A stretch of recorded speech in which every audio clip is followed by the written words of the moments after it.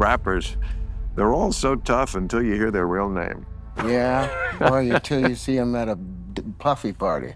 Oh. Then they're not tough no more. I'm surprised that the rap game is still alive after, because the masculinity that the rappers are supposed to portray, you know, perform on me and you get your deal. That was what I heard while I was on Empire about some of the people in the business. And Petey Pablo, you remember Petey Pablo? I know who that is. Petey Pablo, talented writer, singer. Him and Young Buck wrote a song called Ho Is Home. And in that song, back in about 2011 or 29 or something, because he called out all of the taking place at those parties and those people, he was kicked out of the music business. No radio station would play his stuff. So you look for Petey Pablo, he's not around anymore. Puffy invited me for weeks, asking me to come and teach him how to, wanted me to be his acting coach for a while. Go there and he's sitting around just looking. I'm like, okay, what's the material you want to work on? He's just looking at it. Then next thing you know, okay, hey, will you help me? I want to hear your music. So I come over there and I play the music. He's sitting there, just looking at it, like waiting. Okay. So then my assistant was like, he wants to hang out with you next week. And I was like, for what? He's like, I think he's trying to you. The music industry can make or break stars in an instant. Petey Pablo rose fast in the early 2000s with big hits and a unique style that had everyone spinning shirts. But just as quickly, he disappeared. Now actor Terrence Howard says it wasn't by chance. He claims Petey was quietly blackballed by powerful forces in the industry. This might not be a simple career fade. It could be a warning about what happens when you don't follow the rules. 1 year out of being locked up for 6 years, I was a millionaire. And that was the craziest thing in the world. Like, I sat on the corner. The day we signed the deal, me and my partner Fab, I remember we had like $7 and like almost $8.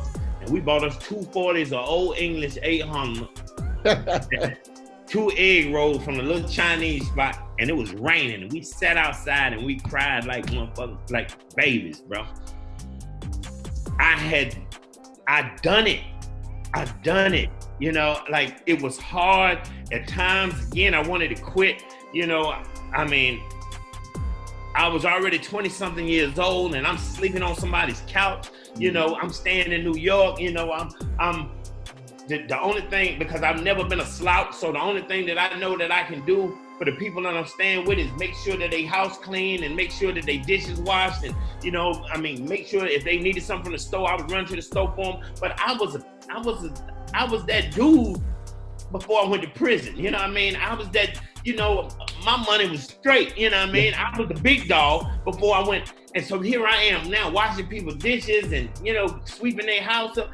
And it was hard for a dude that was on a certain level in life, as a street guy, to have to humble himself to just survive. You know what I mean? Because I refused. Sure, I had people in New York that wanted to hand me something. Hey, man, come on, man. We know who you are. Hey, man, we know your brother. We know that. Hey, man, we remember you from back. Hey, man, here, take this and get yourself. I'm not doing that. Because if I do something wrong, then all of this would have been for nothing.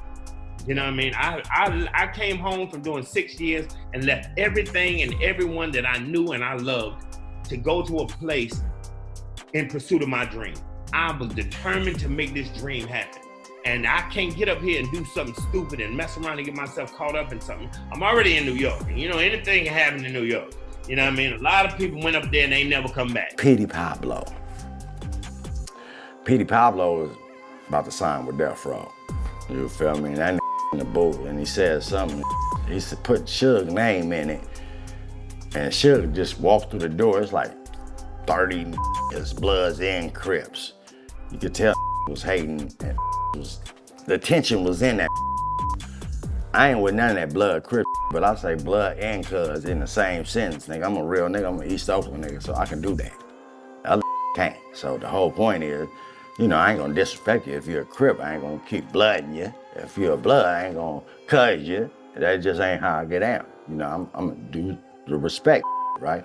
But all my real though, you feel me? Most of them, that was real hitters. You feel me? At the same time, that Petey put the name, Suge name in the song, and hey, cut the music. That went into the booth and closed the curtain. Right? We're like, what the going on? About 3 minutes later, the curtain over. Session over. What the you mean session over? We just got here. Session was over. I don't know what that said to that, but I guess he didn't want that to say his name in the song, period. Cut that whole session over. I ain't heard from Petey Pablo since. Petey Pablo didn't have an easy start in music. After serving time for robbery in the early 90s, he turned his life around through his love for music. His big break came when he teamed up with super producer Timbaland. In 2001, they dropped Raise Up, a song that wasn't just a hit, it was a movement. With its iconic North Carolina chant, it became a Southern anthem, echoing through concerts and stadiums. The track hit number 25 on the Billboard Hot 100 and pushed Petey's debut album Diary of a Sinner. First entry to Grammy recognition in 2003. The album went gold, proving Petey Pablo was more than a one-hit wonder. Today, when you say North Carolina, everybody want to raise up. It's like, it's amazing. It's an amazing feeling, and I'm still humbled because I'm such a hometown country boy that I don't feel, there's nothing bigger than the group, and Carolina is the group. So I don't feel like what everybody looks at me as, but it's just an amazing feeling. Did you ever imagine it would be as big as it's gotten? Never. All I wanted, and I was just inducted into the Carolina Music Hall of Fame. Right. So in my speech, I said, only thing I wanted was for a state that never had the recognition to be recognized. Because my label was like, Petey, we can't put this song out because don't nobody know what North Carolina is. And I'm like, well, this is all I'm giving you right now. So you got to work with what you got. So they was like, well, at least go back and put all the cities' names in there. So I'm like, okay, but this one was the one. In 2004, Petey Pablo dropped his second album, Still Writing in My Diary second entry, which featured his biggest hit, Freak a Leak. The track took over clubs and radio and reached number 7 on the Billboard Hot 100, going platinum during the height of the ringtone era. Petey became a regular on BET MTV and award show stages and teamed up with stars like Ciara and Lil Jon. For a moment, he looked like a rising legend in Southern hip-hop. But that moment faded just as fast as it came. And our own, that's the young people. That is gonna them up. I bought Petey Pablo's Diary of a Sinner. Petey Pablo, I love him. My kids, Dad, who is this country dude? He's a rapper. North Carolina, raise up, put your shirt on, twist it around your head like a helicopter. That's my cut, man. I actually took my shirt off. I've been caught up in this off. Then he got Diary of a Sinner. I love the song about when he was down to he thought he was dead broke. I had scraping up change in the ashtray, 2 cigarettes. He didn't know how he was gonna make it. That song, I listen to that to this day before I go to work, because it reminds me. Because it ain't always been this way. You know, you can't get this life. First of all, it's a blessing. This is grace and favor, you know. This ain't, your life ain't really supposed to be like this. I ain't really done nothing to deserve this. This is grace. This God just gave me a lot of grace, man. I really, on the real, I take no credit for where I am today. You know, I work hard, I'm funny, but this life I got, this crazy. Despite having 2 successful albums and a strong fan base, Petey Pablo's career took a strange turn after 2004. His presence in the music scene dropped fast. He stopped releasing new music, stopped appearing on big features, and was missing from festivals and award shows. While artists like T.I., Young Jeezy, and Ludacris continued to ride the Southern rap wave, Petey seemed to disappear. Fans questioned how someone with back-to-back hits could vanish so suddenly. According to Terrence Howard, it wasn't due to lack of talent or poor choices. It was because Petey refused to conform. They accused him of fondling or touching someone at a bar. Oh, yeah. At a bar, and then they accused him of touching some dude It sounded like he. Puffy's thing. I'm like, dude, I mean, that's not Cuba. He wouldn't. I can't imagine Really? Cuba touching some man. No, A man? A man. Yeah. What is it? What is it with all the man-on-man action that I'm learning about? I mean, like with the Puffy parties. Like the last thing I ever thought that went on there was gay stuff. Not that gay stuff Yeah, was wrong. It's wonderful. I just did not think that's what Puffy was doing. Yeah, well, I didn't think it either. And even when my assistant said that stuff, I still was like joking it off. And it wasn't until later on that I heard other things from people that worked from him. You remember that back in the times of slavery, they had a thing called breaking the buck, where they would take, not to go in a bad place, but this is how I see what's happening, the parallels with what's happening correlates what's happening in the business. If they, back in the times of slavery, if they had like some 12-year-old slave that was just full of himself and confident and, wasn't listening, they would tie him to a log or a barrel. And a bunch of the overseers would him. To where when he walked around with the slaves now, he didn't have the confidence. Sure. He was broken, and it was called breaking the buck. Wow. And that's still taking place. And so to hear that people in the industry are still making young rappers who have fought the worst of circumstances, being disenfranchised, being discounted, and then they finally like, I'm gonna put it into music. I'm gonna do it in the music, and I'm gonna, and get myself together, and they go and see someone, and they tell them, okay, yeah, you can have a deal, perform on me, and you get your deal. That was what I heard while I was on Empire about some of the people in the business. And Petey Pablo, you remember Petey Pablo? I know who that is. Petey Pablo, talented writer, singer. Him and Young Buck wrote a song called Ho Is On. And in that song, back in about 2011 or 29 or something, because he called out all of the taking place at those parties and those people, he was kicked out of the music business. No radio station would play his stuff. So you look for Petey Pablo, he's not around anymore. But that song, Ho It's On, they did not care. They went all in on it. The whole Terrence story, that was a whole story within itself anyway, because the reason that I got that role on Empire was, like Cherry said, I'm just that guy. I just so happened to run into Terrence Howard in the Four Seasons Hotel. And I was like, hey, what's up, man? That's Terrence, the Hustle and Flow. Oh, man, what's up? He's like, man, I listen to all your stuff. He was like, even when I was on Hustle and Flow, he was like, I listen to your music. He said, I was trying to act like Petey Pablo. And that's crazy to me. You did. So I said, hey, man, we all going out. What's up? You want to come out? And he was like, nah, man, I'm going through a little something right now, man. I lost my wallet, lost my credit cards and everything. So I'm just going up to my room, man. And so I was like, damn, you lost. So I reached in my pocket and pulled out $200. He was like, here. Take it. He was like, here. He was like, I was like, no, man, you just don't be walking around with nothing in your pocket. Like, here. Oh, that's and I gave him the money and I walked off. So fast forward, 13 years later, I get a phone call. And this was a couple years ago. He was like, is this Petey? I was like, yeah. He was like, first of all, I need you to see. He's like, this is Terrence Howard. I was like, damn, what's up, bro? I ain't heard from you in years. Last time, he was like, yeah, last time I seen you, something happened between us. And I need you to send me your address because I owe you some money. And I was like, nah, bro, you don't owe me no money. He was like, bro, send me your address or I'm going to hang the phone up and and you'll never hear from me again. So I'm like, okay. So I give him my phone, my address. 2 days later, I get a check for $15,000. Dang, what a great investment. Crazy, right? Crazy. So I called him back and I was like, bro, he was like, listen, you do not realize that at that time, I didn't lose my wallet. He was like, I just said that because I was so embarrassed that I was going through what I was going through in life.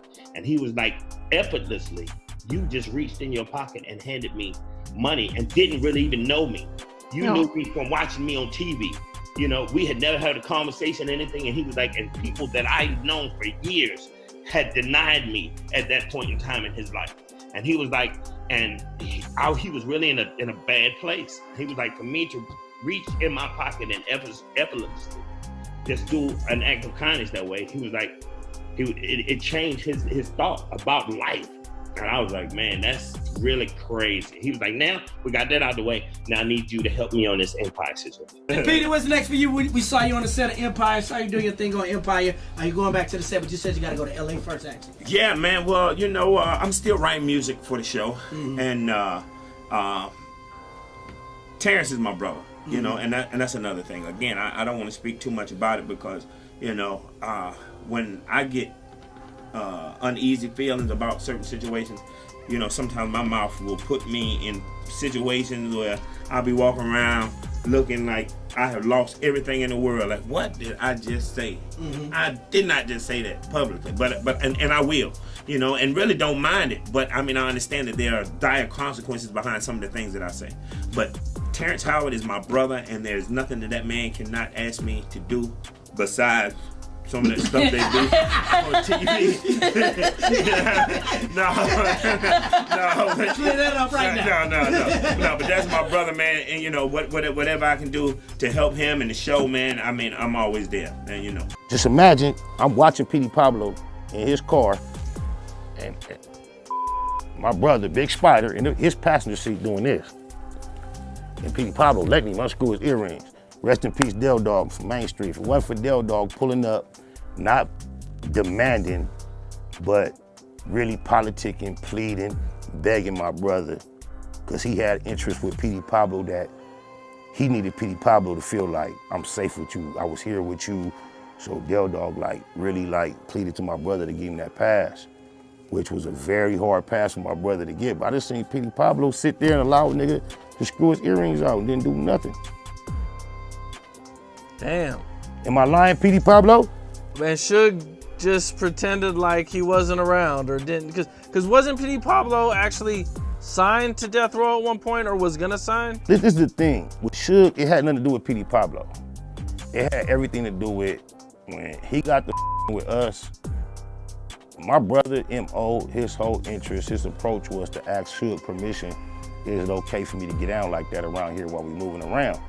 And just before it was even a Petey Pablo to think about, and my brother getting that Suge like that, when nobody in particular was the person we're talking about, Suge kind of gave him the green light and let him know, I know how you get down, and when we moving, that's in the game too.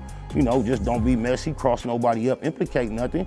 Suge ain't robbing nobody, he ain't got nothing to do with it, but he was trying to let my brother know, I know how you get down, and when shit go down, if it go down, don't feel like I think you offending me or, you know, backdoing. Like, green light, you know, just keep it clean as far as don't have me crossed up. That was just the understanding. And Petey Pablo just somebody else, that another. So that was just the understanding. Suge wasn't gonna let Petey Pablo feel like, oh, you watch me get robbed. Nah. Suge still gonna have a position with Petey Pablo like I'm at least try to see what I can do. And Suge was cool enough to where he might negotiate a few coins up out of Petey Pablo on our behalf for him to get them earrings back. It was that type of understanding. You feel me? So I'm just letting you know it's nothing new for that type of to be going down. Like Petey Pablo, yeah, he was sitting there real comfortable, calm, letting the screw his earrings. Terrence Howard believes Petey Pablo was blackballed for refusing to follow hidden industry rules. Petey wouldn't stay silent or play along, so the industry turned its back on him. Howard shared a personal story from 2005 when Petey gave him $200 after he forgot his wallet. A simple act that stuck with him. In 2015, while filming Empire, Howard brought Petey back to play an inmate on the show. You have to give it a shot. More and more entertainers are coming forward with stories of exploitation and control, making it harder to dismiss cases like Petey's as isolated. His journey fits a larger pattern of a system that builds people up then breaks them when they don't follow the rules. Thanks to voices like Terrence Howard, these stories are finally being heard. So what do you think really happened to Petey Pablo? Was he a victim of the system or just caught in bad timing and choices? Let us know in the comments. Until then, fam, keep it real.